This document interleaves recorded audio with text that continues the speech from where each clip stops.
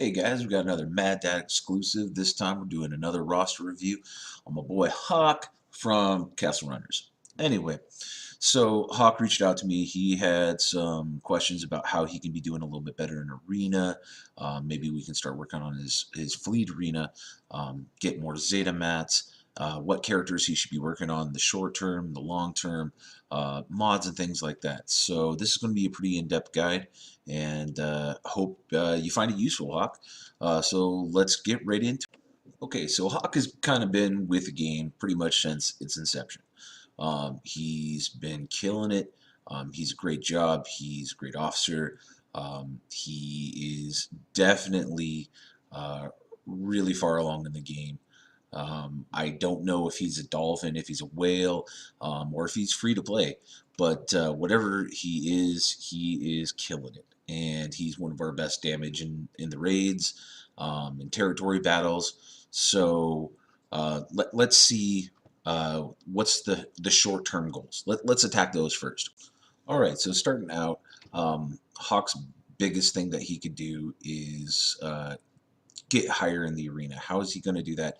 He needs to get CLS. CLS on an older shard is a complete necessity. He has, as you're going to see in the video that's above me here, they're, they're somewhere. Anyway, no, like that. Hey, there we go. um, anyway, so playing up there, you're seeing that he has all of the Leia, the Stormtrooper Han, the and I have a cat in my that's a thing. Anyway, the Leia, the Stormtrooper Han, the Farm Boy Luke, Old Ben, all up to 7 stars. So great, awesome. Like there is nothing else you need except for one thing. R2D2. Your R2D2 unfortunately is not up to 7 stars, and we have an R2D2 event coming at the end of this month in October here. So your short-term goal should be to focus on getting a 7-star R2D2. The reason why you need a 7-star R2D2 is for the CLS event. The way that you get that is by having an awesome Empire team. Tier 7 of the R2D2 event is no joke. So yeah, what are we going to do? We need to check your Empire. So how's your Empire looking? Let's get into that. Okay, so moving on into your Empire. Your Empire looks super, super strong. We're seeing in the video that's playing above, your Palpatine, your Darth Vader, they're both juggernauts. You got your Vader up to gear 12, so epic. What then you have is, and you have them 7 stars, of course.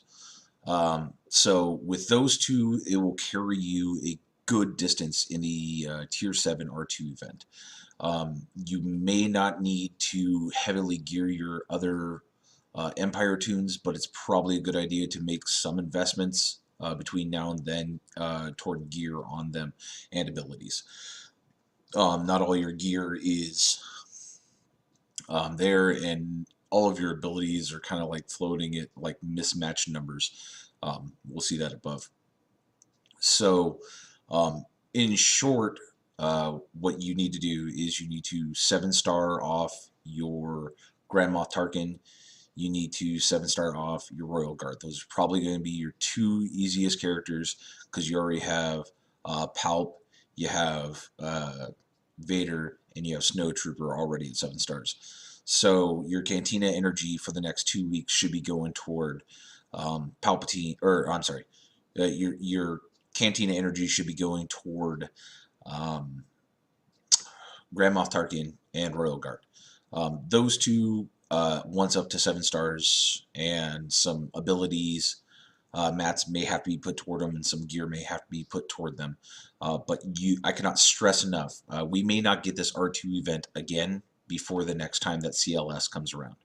That means you have to take advantage of this now, and you have to push for it. So that's the biggest short-term goals, and I think that should be your primary focus, at least for the next 2 weeks. Now that we've kind of addressed the short term, let's start working on long-term goals. All right, so next up, we got the newest, most important thing that you should be concerning yourself with.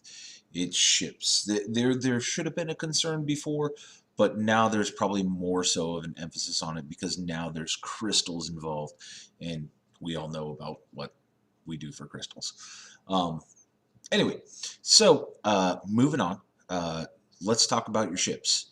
Your ships need to have you need to have at least 8 um, 5-star ships to be doing your ability map challenge.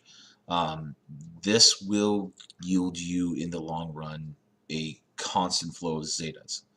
I'm not saying it's the best source of Zetas because turning in 2,000 in your shipments is going to be your best source for getting Zetas. However, in lieu of that, the long term should be, hey, I need to get more Zetas. How do I do that? And you're going to do that through ships. And you have the bonus of crystals, so why wouldn't you?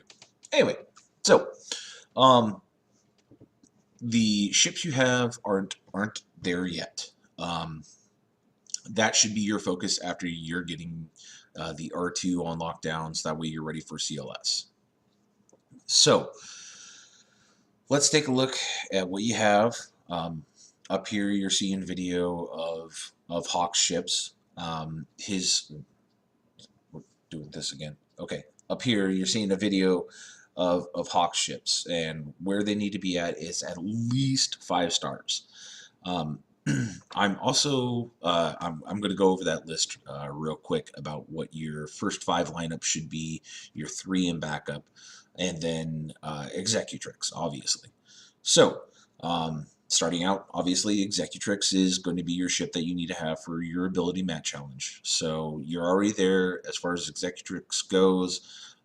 Through your R2 event, you're getting your Grand Moff Tarkin up to 7 stars, which will increase the speed of Executrix. That way you can use the ultimate that he has, the TIE Fighter or whatever shit on your team. Okay, shouldn't have said shit. Shit. What we need to do is we need to discuss like the best lineup that you can have with what you have.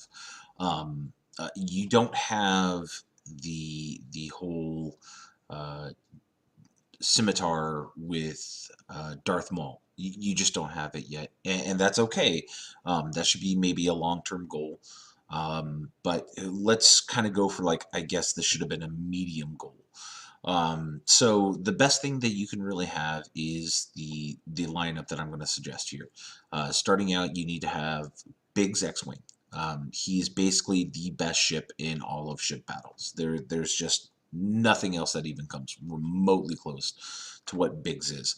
The TIE Advance, he does sick damage, he's got sick dodge, and he of course gives target lock, just like Biggs does. They both have target lock. The reason why target lock is obviously so big is because, no pun intended, it is because it gives Biggs protection, it gives Biggs taunt, and he's your tank. So basically you're trying to paint the team. You're not just trying to single a single person out at the start. You're trying to paint their whole team in target lock.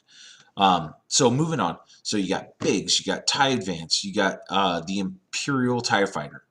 Umbaran Starfighter, that's in case your opponent has a Biggs of their own, which 99% of all teams will carry Biggs in their initial lineup.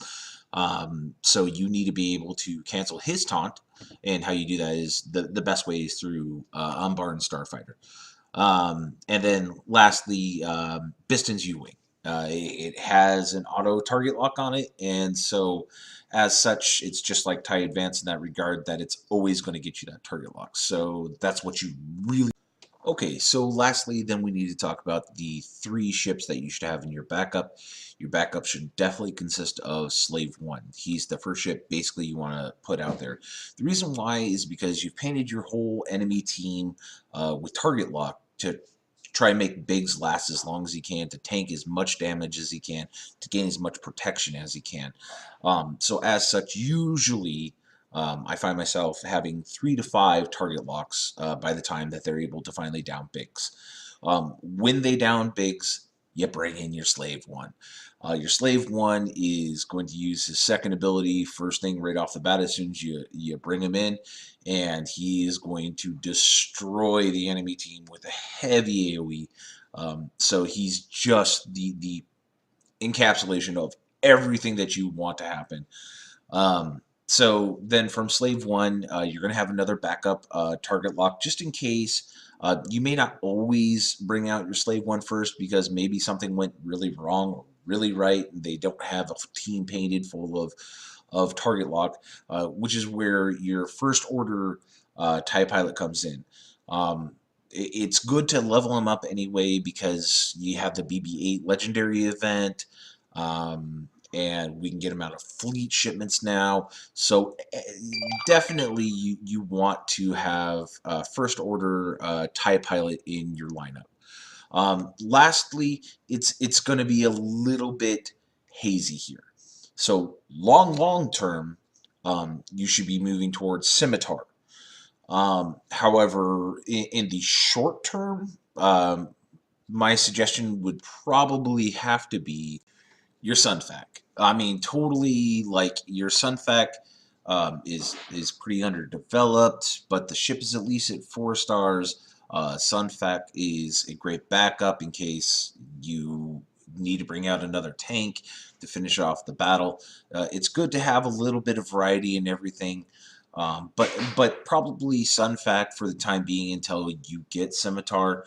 Like I said, Scimitar is going to be a long-term goal. That's what you're working toward as far as when you're trying to earn crystals. Like you're moving past the ability mats. You're going to want your Scimitar for the longest of long-term situations.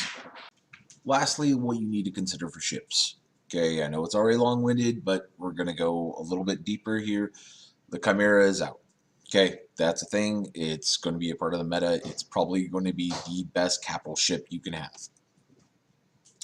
How do you get it? Rebel ships. Let's take a look. Your Rebel ships aren't there yet. So what you need is you need Biggs. We already talked about that earlier. So there we go. Biggs. Wedge. Those are your 2 best Rebel ships. Then you have the Phantom, the Ghost, and then you have Biston's U-Wing and Cassian ship. Those are going to be your Rebel ships. That's what's going to yield you your Chimera. If you get the Chimera, you are going to be a savage in the fleet arena. The fleet arena will, of course, yield you crystals, so it should be a long-term goal, but just saying that should be what it is. Like a long-term goal as far as ships are concerned. So take that for what you will.